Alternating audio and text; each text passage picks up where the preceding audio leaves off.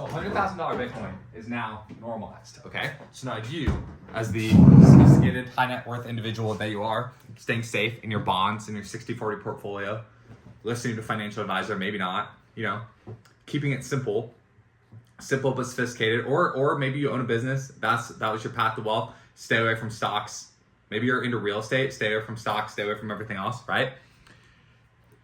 $100,000 Bitcoin is now normalized. So you successfully skipped the speculative part, right? You did, which is fine and good. Risk adjusted wise now, you have to reevaluate Bitcoin. So if you're high net worth, you have to now reevaluate Bitcoin because $100,000 Bitcoin is now normalized. You have to recognize that the entire conversation around it has leveled up, that Bitcoin is being discussed at the highest levels of government. The Bitcoin ETF was the most successful Bitcoin ETF or successful ETF launched in the history of ETFs. BlackRock makes more money on their Bitcoin ETF than they do on their S&P 500 ETF.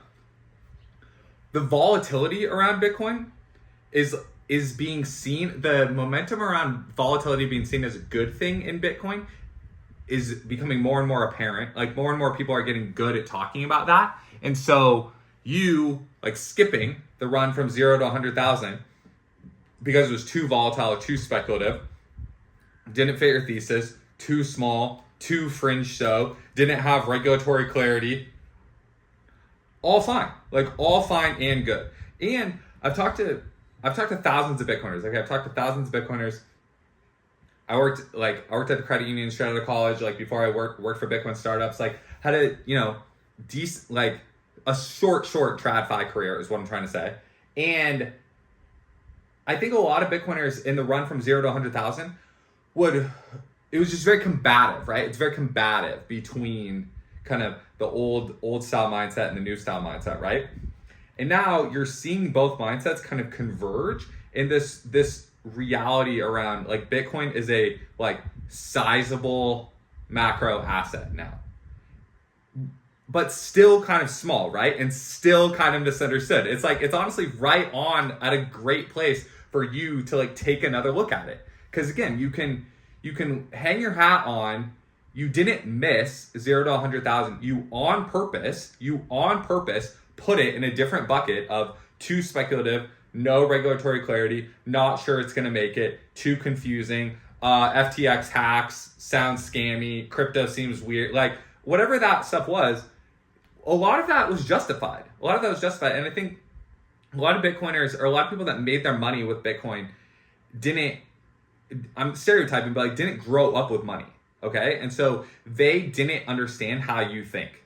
So that's why a lot of the conversation from 0 to 100,000 was talking past each other.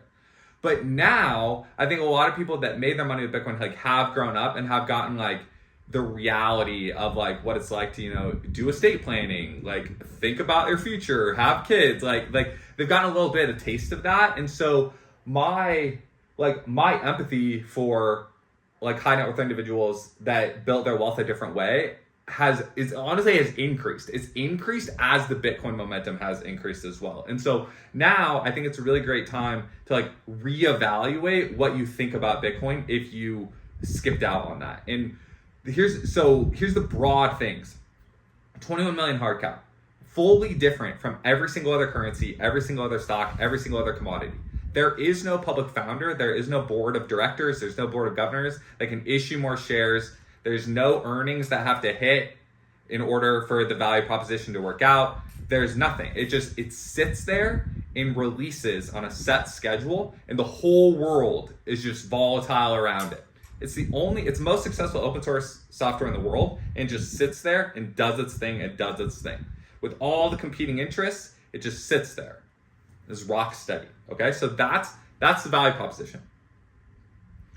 There's no public founder, so it can't be changed. The competing interests all keep it in line all the time.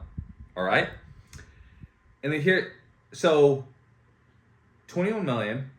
Look up how many millionaires there are in the United States. Look up how many millionaires there are in the world. Okay, more than 21 million.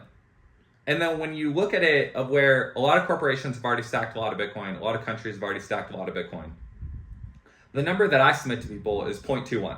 because you take 21 million divided by 0.21, you get 100 million, okay? 100 million, if there's 8 billion people in the world, 100 million is the top 1%. So it's just a starting point. And then when you look at, again, sitting around 100,000, sitting around 120,000, if you look at the fiat equivalent, the fiat exchange rate for that 0.21 Bitcoin, it's a nominal amount. If you're a high net worth individual, that's a nominal amount. So I'm not submitting to you that if you skip from 0 to 100,000 that you should go out and buy 1 Bitcoin. Should you think about that? Yeah, you should.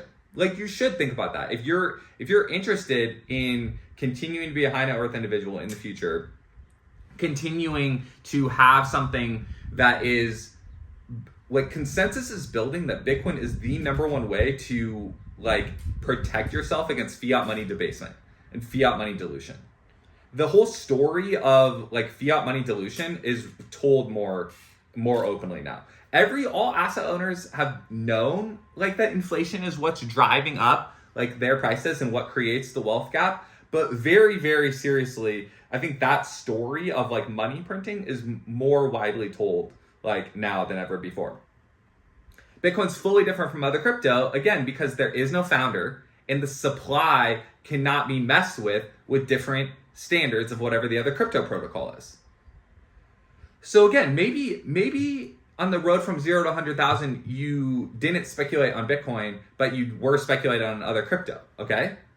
But then you still haven't come all the way fully back around to understand like why Bitcoin and crypto are different. And I'm not making a value judgment on either. Like, you can just treat them as different things. The same way you treat stocks and real estate as different things and just think about them differently, just treat Bitcoin and crypto differently and think about them as different things.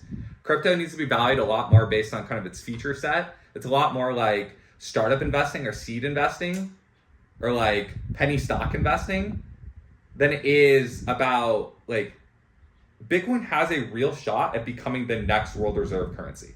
And so you've done a great job. You are a high net worth individual. You have to have a sophisticated, like an actual intellectual, intelligent opinion about Bitcoin if you want to continue that. If you want to continue that and not be kind of like watered down with fiat debasement, screwing around with the pricing of everything, you have to take a real look at Bitcoin. You have to understand the 21 million hard cap, and you have to understand what you want your base position in the monetary protocol to be.